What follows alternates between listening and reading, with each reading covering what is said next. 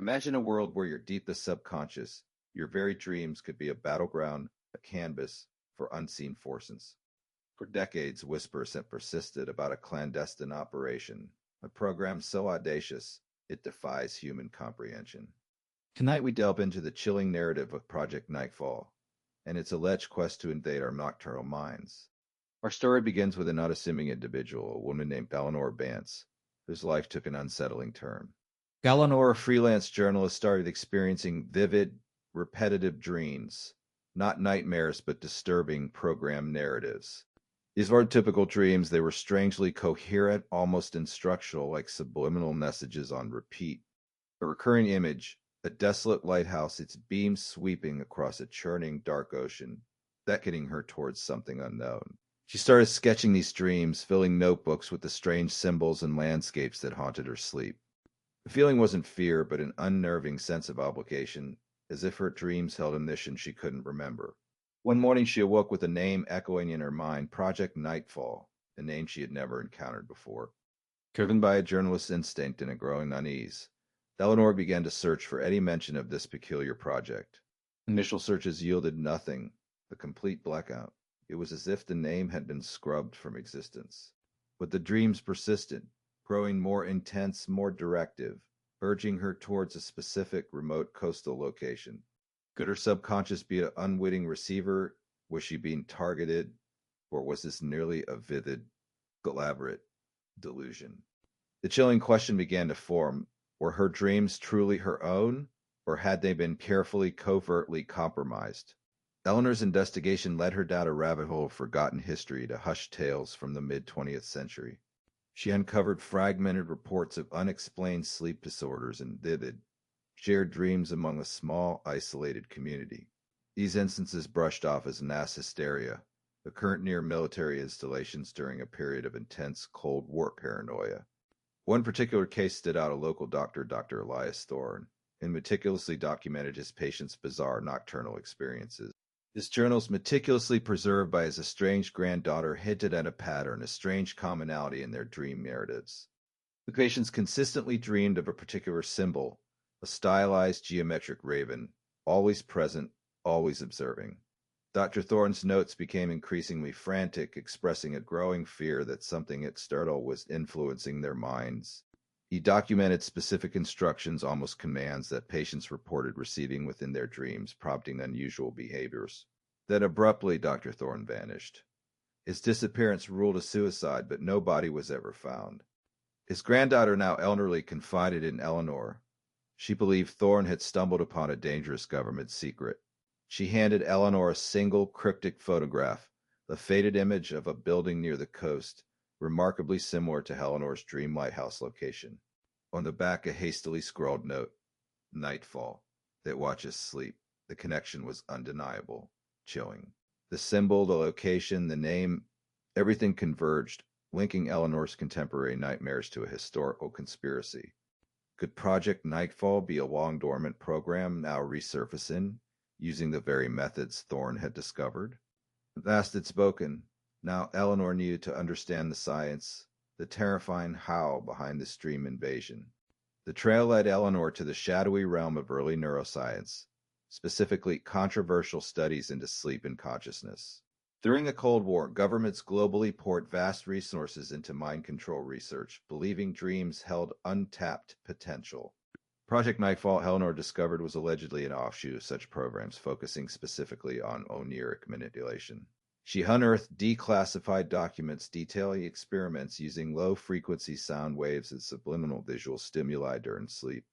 They objected to implant specific ideas, memories, or even commands into the subconscious, bypassing the waking mind's defenses. Early tests, though crude, reportedly showed promise, with subjects exhibiting altered behaviors consistent with implanted dream directives. The core of Nightfall's methodology involves synchronizing external stimuli with specific REM sleep cycles when the brain is most receptive. Imagine a silent ultrasonic signal imperceptible to the waking ear, carrying a hidden payload directly into your dreaming mind. The coastal facility in the photograph, Eleanor theorized, was not just a base, but a giant covert dream broadcasting station. Its proximity to the ocean provided ideal conditions for transmitting certain frequencies, bouncing signals off atmospheric layers. The geometric raven symbol, a psychological anchor, a unique identifier embedded in the dreamscape, a signature of nightfall. Eleanor found design blueprints for a one-ear transmitter array, a network of concealed towers disguised as everyday structures. The technology, once rudimentary, would have undoubtedly evolved, becoming more sophisticated, more pervasive, and utterly undetectable.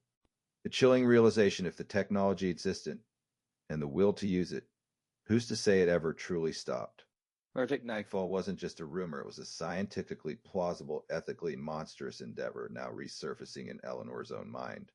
With the scientific how established, Eleanor shifted focus to the who and why.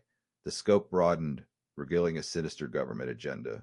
During the Cold War, dream programming was seen as the ultimate psychological weapon, a way to control dissent or influence populations. Declassified documents carefully redacted hinted at a sleeper agent program, individuals unknowingly programmed through their dreams. These agents, unaware of their true mission, would be activated by specific triggers embedded in their subconscious awaiting release. The official termination of Project Nightfall in the early 70s was a convenient lie, a cover-up for a program that simply went deeper underground. Eleanor found connections to a shell corporation, Oniric Solutions, Inc., established years after Nightfall's supposed shutdown. This company, operating under the radar, specialized in cognitive enhancement technologies, a thinly veiled euphemism for mind manipulation. She discovered a former Nightfall scientist, now elderly and reclusive, living under an assumed identity in a remote cabin. He confirmed the program's continuation, albeit with vastly superior satellite-based transmission capabilities reaching wider populations. The targets were no longer just military personnel, but ordinary citizens, anyone whose subconscious could be swayed for influence. He revealed the chilling truth: the dream programming was designed to subtly shift public opinion, steer consumer choices, even political outcomes. The recurrent raven symbol in Eleanor's dreams, a targeting beacon identifying specific individuals for focused, personalized programming. Eleanor realized her heightened sensitivity wasn't a flaw, but a vulnerability exploited by those behind Project Nightfall. The ultimate betrayal, the very fabric of our minds, our private sanctuaries, turned into a silent battlefield for unseen masters. The question wasn't did they, but do they still, with terrifying, pervasive reach into every corner of our sleeping world. Eleanor delved deeper, seeking the script of Project Nightfall, the actual content of the dream programming. She discovered fragmented texts from the reclusive scientists detailing the use of archetypal imagery and universal symbols. These weren't direct commands, but carefully crafted narratives designed to evoke specific emotional responses and subconscious directives. The recurring lighthouse in Eleanor's dreams, for example, wasn't just a place, but a symbol of guidance, a call to a hidden truth. The geometric raven, a symbol of mystery and transformation, acting as a personal guide within the targeted dreamscapes. Project Nightfall developed a dream language, a vocabulary of images and sounds that bypass conscious interpretation entirely. Subjects would experience compelling urges upon waking, attributing them to their own thoughts, unaware of the external seed. What unsettling example, subjects dreaming of a particular product logo would feel an inexplicable desire to purchase it days later. Another dreams of civic duty, subtly nudging individuals towards specific political candidates or ideologies during election cycles. The reclusive scientists referred to it as a subliminal symphony, the masterfully orchestrated narrative playing out in millions of minds. Owner found diagrams illustrating specific dream phases and the corresponding subliminal inputs designed for each stage. The coastal facility's initial purpose was not just broadcast, but also intense data collection on dream responses, refining the methods. Her own recurring dreams were not random. They were a complex sequence, the narrative guiding her towards the truth of Project Nightfall. She was a subject inadvertently drawn into the very conspiracy she sought to expose, her own mind a tool in the investigation. The true horror, realizing your innermost thoughts, your creative impulses, might be echoes of someone else's meticulous design. Today, Project Nightfall's methods have undoubtedly evolved, harnessing the vast potential of our interconnected digital world.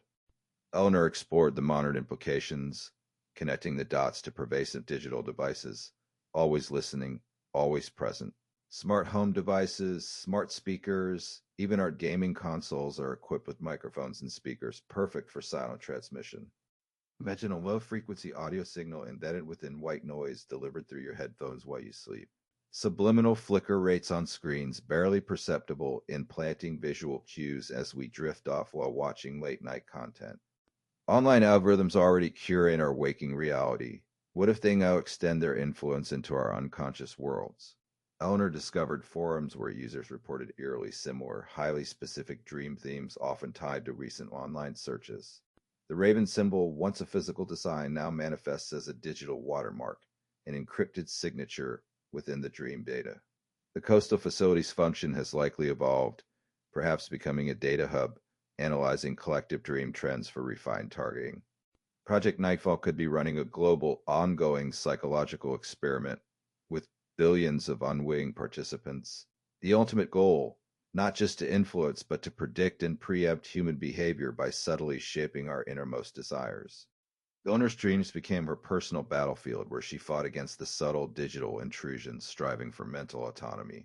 She started implementing mental firewalls, visualizations, and affirmations before sleep, attempting to reclaim her subconscious. But the insidious nature of the programming makes it almost impossible to discern genuine thoughts from implanted directives. The pervasive question remains in this digital age, how can we truly know if our dreams are our own or a broadcast from the nightfall? Eleanor's journey brought her to the cliff's edge, overlooking the very coastal facility from her dreams in Thorne's photograph. It stood silent, abandoned, yet its presence radiated a deep, unsettling hum, a lingering echo of its dark purpose. The raven symbol painted crudely on a forgotten sign seemed to watch her, a constant chilling reminder of Project Nightfall's reach. She had found answers, but with them came an even deeper, more profound sense of vulnerability for all of humanity. The technology, once a crude experiment, was now an invisible, pervasive force woven into the fabric of our modern lives. Every smart device, every network, every wireless signal could potentially be a conduit for Project Nightfall's insidious influence. The scariest part, it's not about overt control, but subtle nudges, shaping our perceptions without us ever knowing. The programming is so sophisticated, so deeply ingrained that recognizing its presence would require an almost impossible level of self-awareness. Are we merely actors in a grand subconscious play, our roles meticulously scripted by an unseen hand in the darkness? Eleanor had woken up to the nightmare of how many more billions of minds still slumber, unaware of their nightly invasion. The echoes of Project Nightfall resonate not just in history, but in the potential manipulations of our present reality. The battle for our dreams isn't over. It's merely shifted from clandestine labs to the airwaves, to the very screens we hold. So as you drift to sleep tonight, remember Eleanor Vance and Dr. Thorne, and ask yourself a chilling question. Are your dreams truly your own, the sanctuary of your thoughts, or are they being quietly, secretly programmed by Project Nightfall? The truth remains elusive, hidden in the shadows of our subconscious, waiting for us to awaken to the insidious possibility.